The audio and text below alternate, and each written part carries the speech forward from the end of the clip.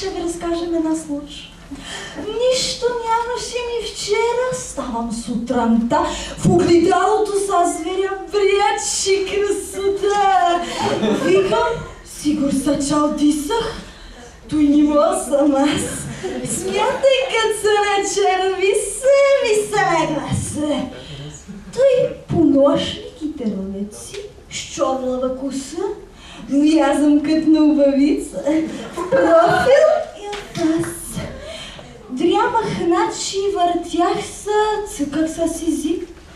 Плюх са данса, уроча съм, тъй се възхитих. На пустото гледало се яви дефект, тъй да съм се разхубавила. А сега дидерт.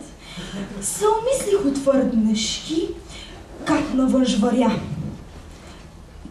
Момците ко са натръшкат, като ма съзрят.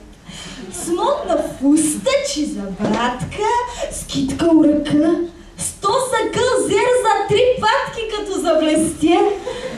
И където който ма срещни пламна, изгоря в разни помисли погрешни, пък не съм таква аз. Ту, наверно, са не било.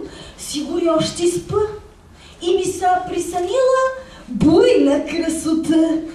Скорко замдъл съм ми ясно и че да ме съзреш, защото толкова прекрасно с мо се поболеш, толкова супо се изсипи и тъй вразмен кът дъжд, някой трябва ма ощипи по възможност мъж.